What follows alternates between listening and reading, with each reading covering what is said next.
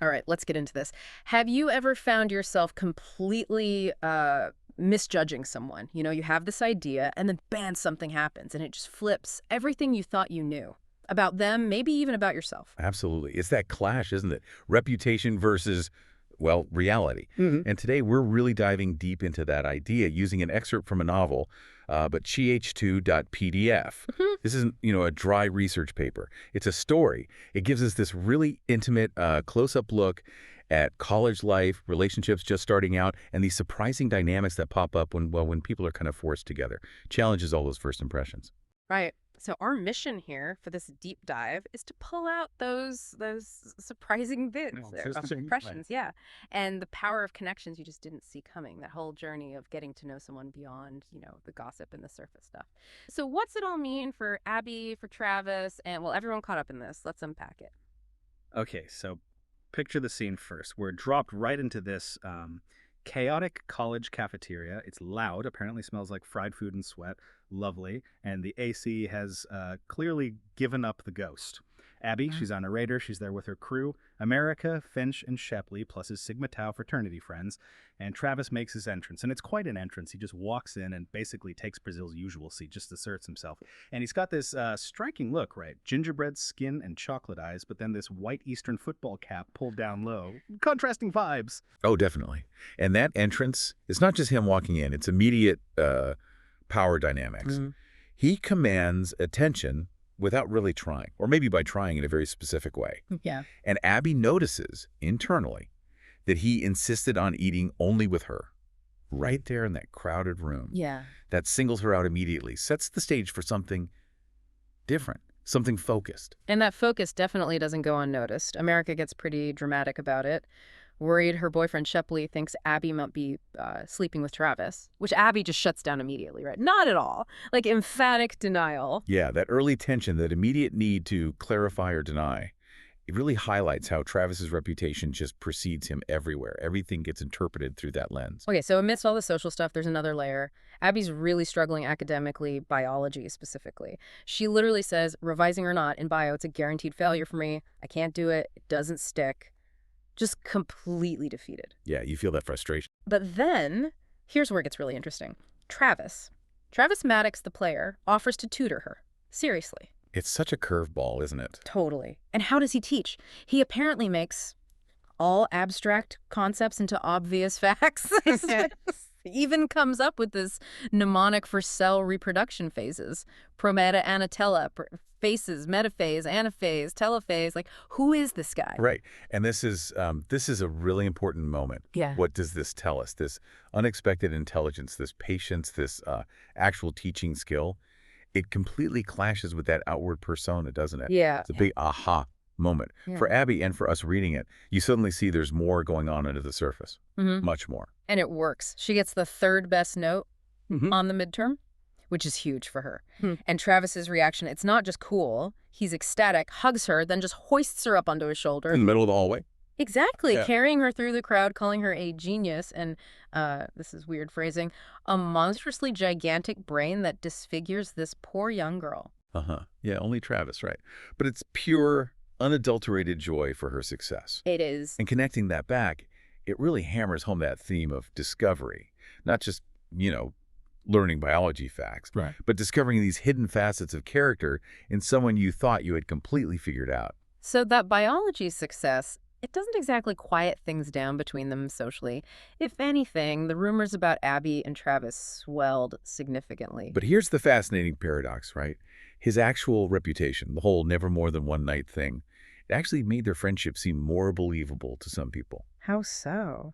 Because he was so known for being non-committal, the idea that he'd just be friends with a girl, spend time with her platonically, it almost fit in a weird way. Like, because he wasn't trying to sleep with her, it had to be something else. Yeah. His extreme reputation gave their non-romantic connection cover. That's a twisted kind of logic, but I see it. Still, doesn't stop everyone from commenting. There's another cafeteria scene, right? Brazil's mocking Travis, saying something like, Abby's made a boy out of him, trying to needle him. Trying to get under his skin. But then Abby just fires back, fiercely, defends him. She says, you wouldn't have anything to put in those briefs, Brazil, so shut up. Whoa. Yeah. That's a moment. And Travis's reaction, it's described as this mix of surprise and gratitude. He didn't expect it. Exactly. Yeah. And Abby jumping in like that, so publicly, so aggressively. It's a massive turning point. It shows her perception of him has seriously shifted. It's not just tutoring anymore. It's not just unlikely friendship. It's loyalty, protective loyalty. She's defending the person she knows, not the reputation everyone else sees. Precisely. Proximity, shared experience. It's starting to override those initial biases. Big time. Okay, so things are complicated, and then they get closer, literally. A very practical problem forces the issue. The hot water heater breaks where Abby and her friend Cara live. The classic catalyst. Mundane problem, major consequences. Right. And America, who seems to be pulling strings here, insists they move in with Shepley and Travis. Abby is not thrilled. She feels like she's preparing to enter enemy territory. That's her internal thought. You can feel the dread. Understandably so, given everything. And yeah, she walks right into, well, Travis's world. They arrive just as he's kicking out a one-night stand, a beautiful brunette, apparently, who tries to leave her number. And Travis's response? Just a blunt, no need, ouch. Wow, cold. And America just explains it away to Abby like it's nothing. This always happens. I can't believe you're surprised you're talking to Travis Maddox. Defer, my dear. That nickname says it all, really.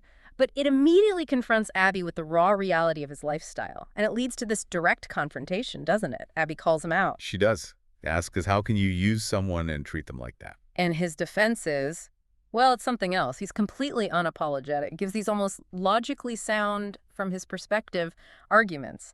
I don't promise anyone anything. Yeah, and she didn't talk about a long-term relationship before lying down with arms and legs spread on my couch. Brutal. It is brutal. And then he adds that line about his future daughter.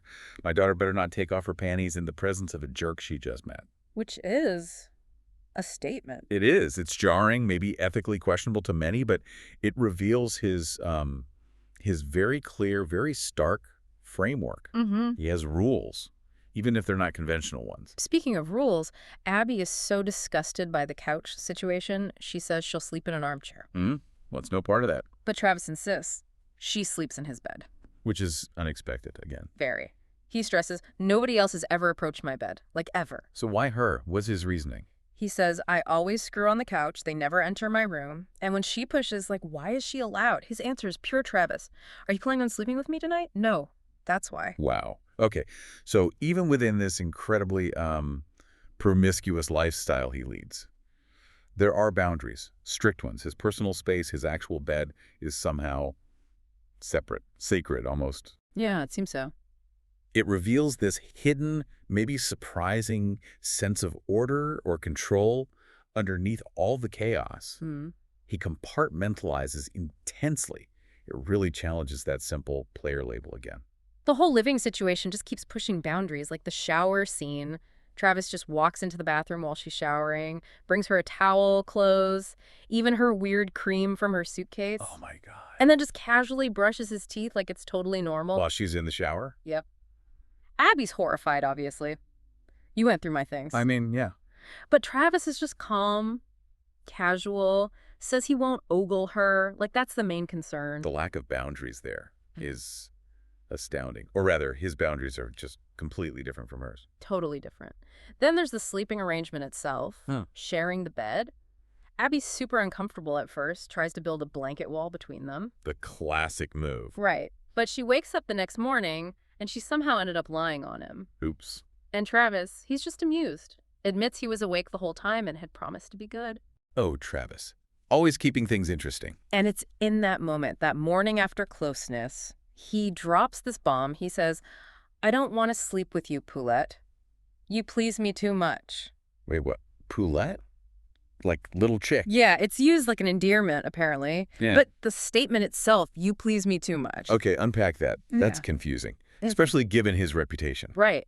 Abby is floored, confused, even feels insulted. I can see why. He sleeps with everyone else, but not her, because she pleases him too much. What does that even mean? It completely messes with her head, forces her to try and square his reputation sleeps with all the girls on campus, with his explicit rejection of her sexually. Yeah. It throws her sense of self-worth, her understanding of attraction into total chaos. It's this stark, unexpected honesty again, shattering assumptions. Makes you really question what motivates him. So yeah, things are complicated, and then the social pressures crank up again.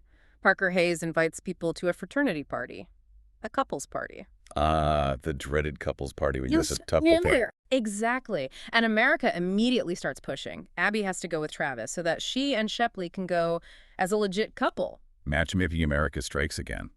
But how does Travis feel about a couples party? Seems off-brand. Oh, he resists at first, big time. He says flat out those parties are for guys who have girlfriends, and emphatically, that's not his thing. Right. It reinforces that he has his own code. He's not going to pretend to be something he's not, even for a party. Yeah. Resists those social boxes. But eventually he gives in, after a lot of pleading from America and Shepley, and Travis asks her personally, too. He asks her? Yeah, but even when he agrees, he has to add that typical Travis disclaimer. Makes it super clear it's not serious. I won't have to worry you won't ask me for an engagement ring on the way out. Charming. But consistent. You have to give him that. True. So Abby, despite really not wanting to, she finally sighs and agrees. And just like that, their very weird, very unique arrangement is locked in for this party, setting the stage for, well, whatever happens next in this unexpected college deep dive. So there we have it. It's quite a ride, isn't it? Just the snippet of college life. First impressions getting blown up left and right, relationships twisting in ways you just don't expect. Absolutely. We've seen this notorious player, Travis, reveal himself as a surprisingly good tutor, a loyal friend, even if his methods are unconventional. It's definitely unconventional. We've really explored how these boundaries and what looks like a platonic thing get super complex when they're forced into sharing space, and how that kind of brutal honesty, while maybe harsh, can reveal these unexpected principles underneath. Yeah. The source, the story, it just does a beautiful job showing how messy human connection is, how unpredictable finding yourself and understanding others can be. It's not neat categories, it's this. It really is. And this whole deep dive, it kind of leaves us wrestling with this big question, doesn't it? What happens when that person everyone warned you about? The one who seems like everything you dislike? What if they turn out to be the one who, I don't know, sees you the clearest, helps you actually succeed, maybe even pushes you to figure out who you are? It's a powerful thought. So how do we, in our own lives, square reputation with reality? Are we maybe missing out on some amazing, transformative connections because we're stuck on those preconceived notions? Something to definitely think about.